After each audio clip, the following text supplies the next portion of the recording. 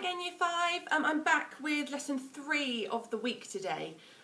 So you should have now planned your story, you should have written it, and now today we're going to edit it. Okay, so we should know this process. I'm just going to whip through what we need to do, and then you guys can make a start, all right?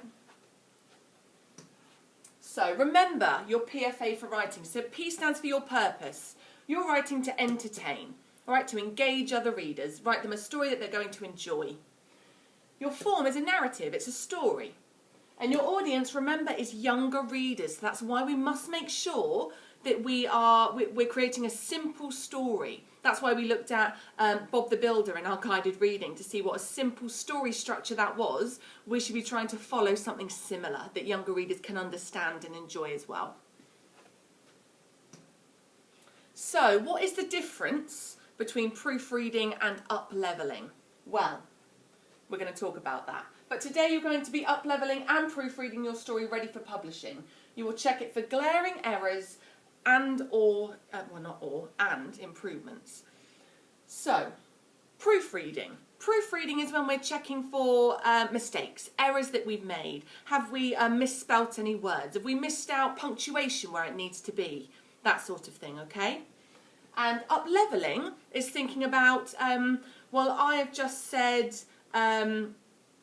the turbine span around.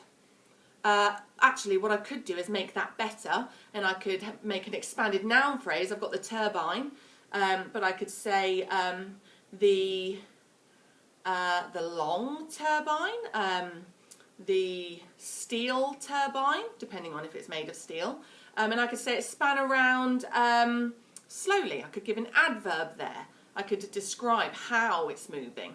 Okay, so that's about finding ways that you can make your writing better. That's how we're going to up-level.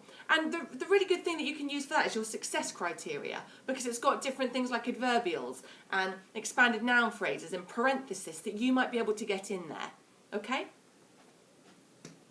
So, up-leveling first. You're going to have 20 minutes to up-level. Your success criteria is here. There is one in your documents as well, okay, for you to have a look at. Can you add in anything from the success criteria? Easy things to add in. Expanded noun phrases. Always easy to add an adjective to a noun. Give your reader that bit more information so that they can envisage what you've written that bit more in their head. Fronted adverbials. Always an easy one to get in. And remember to put that comma afterwards. Okay? So you have 20 minutes to do that one. So you can pause the video here, or you can listen to the rest of the video and then have 20 minutes for this, and it'll be 20 minutes for the next part too. So after you've done your up-leveling, you're going to proofread. All right, so this is where you're finding your mistakes, your errors in your work. So checking your capital letters, proper nouns, names, places, and then at the start of a sentence. Commas for your lists, for fronted adverbials, for relative clauses. Have you got those pauses in the right place? Remember, read it aloud, listen. Are you pausing in a certain place because that's the way it feels natural to read it, but you haven't got any punctuation there? If not, have a think. Do you need to put some in?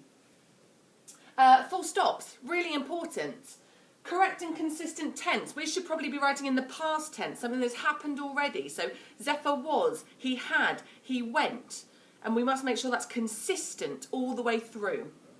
The correct person, third person, so we're talking about Zephyr. There won't be any I or me. It's Zephyr did this, he, okay? Or she, your choice, isn't it? Apostrophes for contractions in possession. So remember, if it's Zephyr's invention, then the invention belongs to Zephyr. So you need an apostrophe before the S. Contraction, if you make do not into don't, you need an apostrophe between the N and the T. Question marks or exclamation marks. Have a think about whether you need those. Inverted commas for any speech, which hopefully you've got some in there, even if it's Zephyr talking aloud to him or herself. And spelling. Checking those spelling words. All right, that's really, really important. Remember, underline. You should be underlining any that you're unsure of when you're writing this in your book anyway, so that it will prompt you when it comes to writing up and to editing, to check those in a dictionary, because you know your brain's going to say, I underlined it, I wasn't sure whether I was correct or not, so I'm just going to check. Okay. Now, you need to read it. all right? Read it to a family member, read it aloud, maybe jump on Zoom or read it to a friend. Can they help you? And that's going to be your last thing to do. Read through it. Does it flow? Is it simple? Is there anything you need to remove? Because actually it's too complex for a young reader. All right, those are the sorts of things you need to think about. But I'm going to stop there because I think you guys need the time to get on and finish this. Okay, so I will see you for tomorrow's lesson, which is our last lesson of the week, because Friday you have got off, you lucky things. I'll see you tomorrow. All right, thanks guys, see you later. Bye.